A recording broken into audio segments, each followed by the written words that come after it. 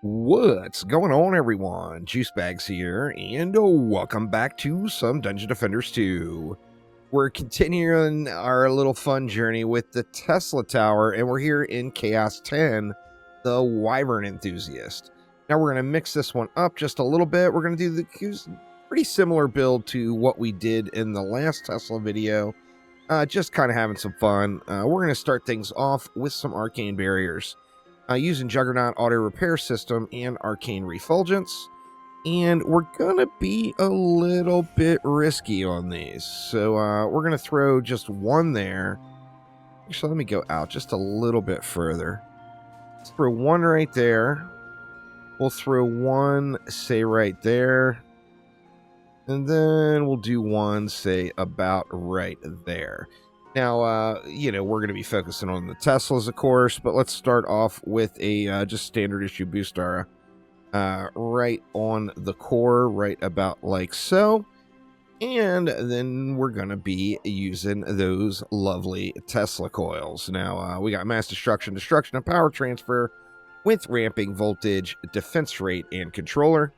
And we're going to start off with those. I'm not sure how many I can get.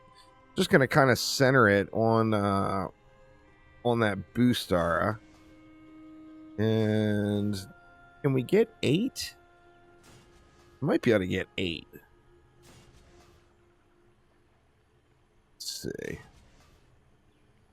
We'll go 2 more there. 2 there. Now, Wyvern Enthusiast, they're Wyvern Enthusiasts, so flyers are going to be a thing. Let's throw down an all for one Skyguard. Just going to be using one of them. And we got Destruction, Power Transfer, and all for one with Controller, Defense Range, and Defense Rate. And then we're going to buff all of this up with a Buff Beam as well. Using Diffusion on that Buff Beam to get the extra range. And then let's get a range pylon in the mix. Now, for my pylons, I've got health, destructive, and range. Ignore the relic. I'm using my normal reflect beam relic on this one on some water auras. Yeah, so we're going to shock them, y'all. We are going to shock them. So we want to keep the water aura outside of the lane a little bit.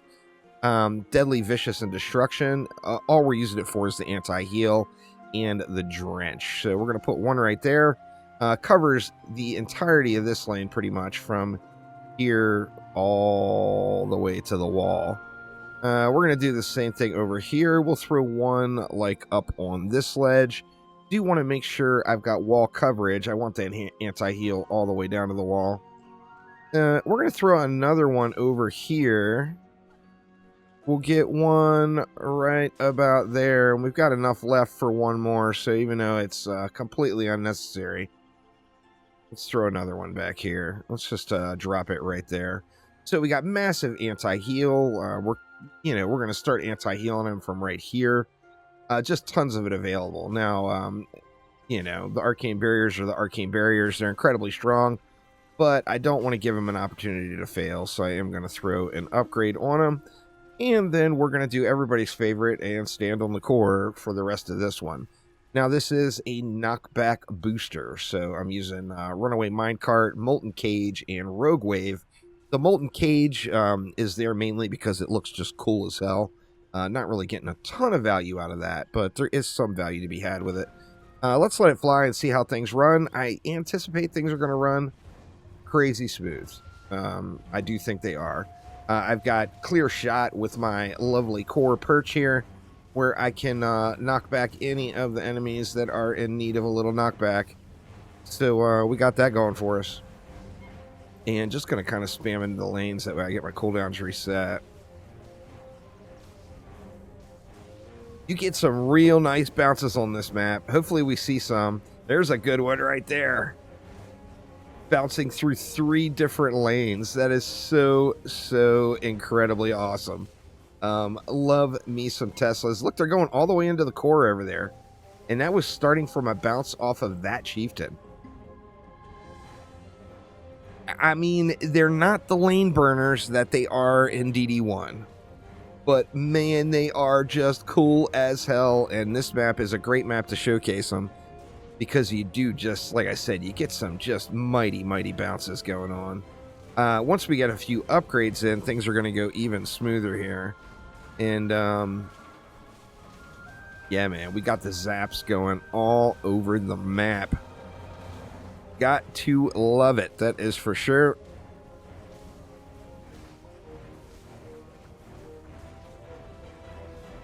Doing a little knockback booster build is just really good. You know, you don't see a ton of people talking about it. Not many people really fine-tune their boosters, as everyone wants to, you know, go full DPS all the time. But there is just tons of viability to be had from playing tower boost builds. Obviously, you know, it's going to be situational where in the game you can do it. But where you can do it, it's crazy strong. There's just no doubt there. That chieftain can't decide what he wants to do, so we'll just help him out on his journey there. All right, so what do we want to upgrade? I mean, I feel like we just want to spam upgrades into all the Teslas. The walls didn't get any pressure at all. They will, particularly as we get hex throwers coming. I do have my hunter in the deck specifically for the hex throwers, as we don't want to have any travesties happen there. But let's just let's go full up on that Skyguard, and then let's just kind of spam some ups around. No real rhyme or reason, just blowing the mana and getting upgrades in. I think the entirety of this incursion is going to run it crazy well.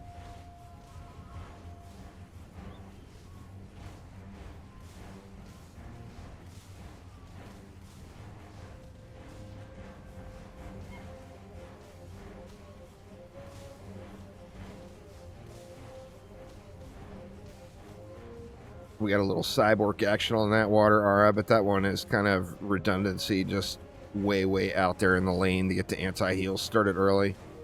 So no big deal that one got stunned. Of course, you can, if you're concerned about that, or if you want to place them directly in the lanes, just throw an automation shard on them and get rid of just whatever, and then throw it in the lane, and then, you know, your cyborgs will be a non-issue, of course. Kept it on the push, no problems. The little range Goboos do get close enough where the LTs should just shred them, or pardon me, the Tesla coils should just absolutely shred them. However, you know, you do want to be conscious that they're there. You don't want them to just be having their way with your arcane barriers.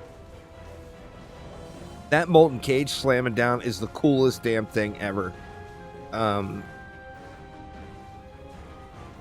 Man, I wish that was like a super meta mod, because that thing is really cool looking. I love watching that one. The second that update hit, where that defense or that mod came into the game, I've just loved it right out of the gates from the very beginning. Even it'll cage up them flyers too, as you see. Got to love it. Now I'm of course got trash tier DPS here, because this is a full-on surviving booster. This is my survival booster, basically. So we got no real damage output. We're going things like full survivability all the way around. Hero health, tenacity, dodge chip, and robust. We've got what? We got a pretty good chance, 10, 20. We got 30% chance to dodge. We got that tenacity in there. It's arguable. That robust chip on the chest, I feel like a dodge chip would probably maybe work out better there, just to get that extra 10%. But yeah, this is all survivability booster with knockback. So runaway minecart, molten cage, and rogue wave is what I'm using. Eventually I'm going to put something else in that molten cage slot. I am pretty happy for the uses that I use it on. You know, having that knockback. You know, this is my kind of my survival main, and survival, of course, is all about the knockback. So it gives an incredible amount of utility into a character that a lot of people might find a little dull to play. The best booster in the game, so you get crazy tower defense, boosting going on. So if you play the game for tower defense, you can do a whole lot of the game playing with full defense setups and, making those defenses more powerful by playing with a booster instead of a DPS character. Now, of course, everybody likes to pew. Everybody likes to see the big numbers, and, that's why the DPS characters will just always kind of rule the roost. But that option is available. Now, you see, that Berserker would have walked right past that arcane barrier if I wasn't paying attention. It's one aspect of Dungeon Defenders 2 that I really, really wish was more like Dungeon Defenders 1, where blockade-type defenses have increased aggro, where enemies will go over to them. Like in, Dungeon Defenders 1, you can control the flow of enemies so well and kind of choose where they're going to, which is just incredible. I do wish we had that in Dungeon Defenders 2, but we've got that experience in DD1 for the tower defense fans out there that like to focus on that sort of gameplay.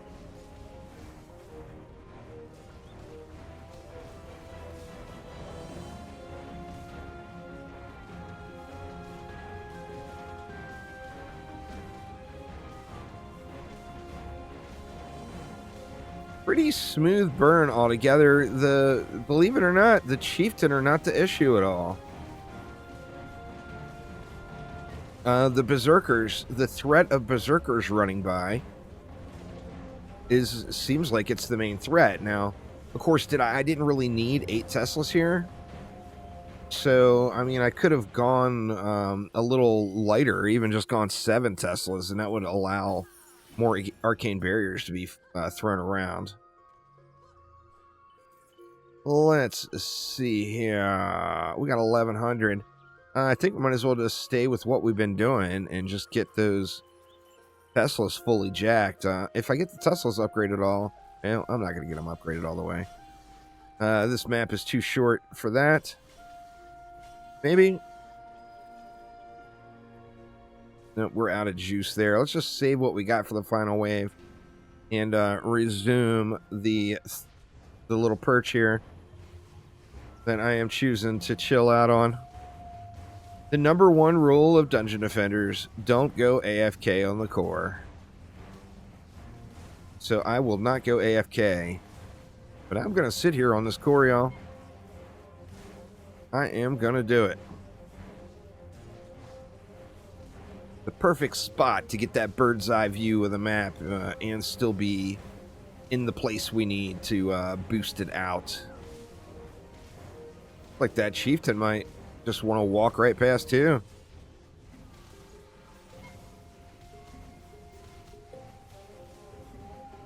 Better blockade coverage is never a bad thing.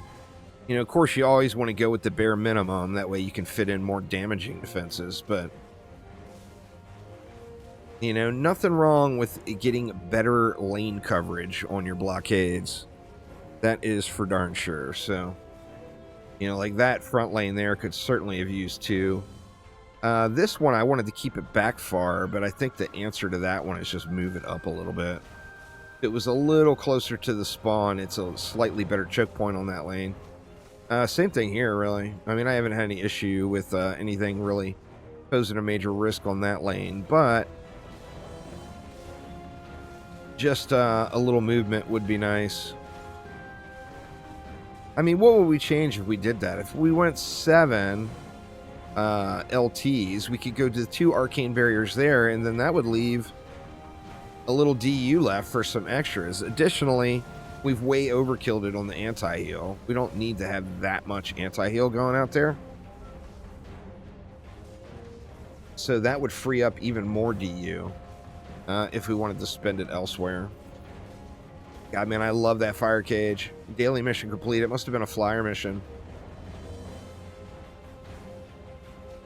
Could have been, that is for sure. Looks like we're getting a few block shots into that tree there. Not too many. The majority are making it through, but there are a few. All right, and let's see what else we can do. We might be able to get... I don't think we're going to get them all upgraded all the way, but you might be able to. It's always a nice treat if you've got enough mana left over to get your boosts or buffs upgraded. Although you get little value out of it. Looks like we're there. So let's do the boost aura. Actually, we can take the boost aura all the way up. Oh man, we are going to be beasting now. 6.31 million tooltip DPS. Is that one getting the pylon? Yeah, it looks like it is. So, not terrible. Not terrible as far as tooltip DPS. Considering this is a super rapid hitting defense. That will just, you know, it'll cover a massive amount of enemies, so. No crazy big numbers there compared to what you can get with some other the other setups, but we do have some crazy effectiveness. And then we've got that controller, of course, going, so we're getting that damage boost because 100% of the mobs, well, I mean the majority anyway, are going to be crowd controlled. The vast majority. You know, I didn't even notice a hex thrower. Did we not have any hex throwers?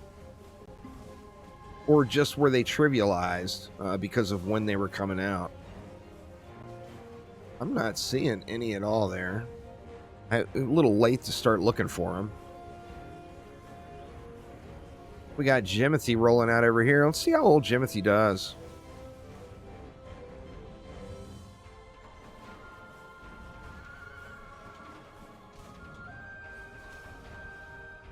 He's already taking damage because we've got the mobs in the lane that's giving him the boost. Oh, he's electrocuted. Oh, Jimothy is just standing still there, huh?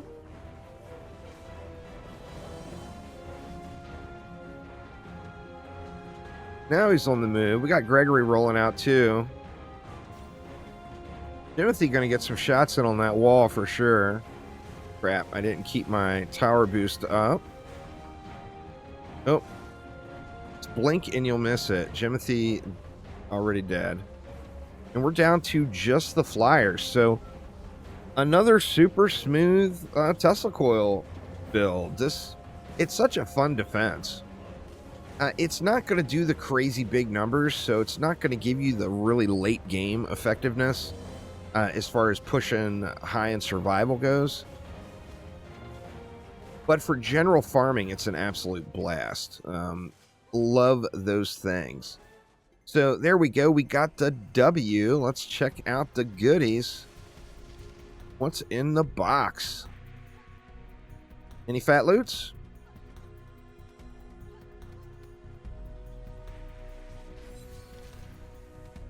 And there we go. Looks like nothing exceptional. Of course, you're getting the Ring of Time in this particular incursion. So for the ability power users out there, or just anyone that wants that that cool ability cooldown going. Ring of Time, pretty much easy farm on that one. But that will do it for now. Thanks an absolute ton for watching. Hopefully everyone's having a wonderful weekend, and I will see you next time. Take it easy, y'all.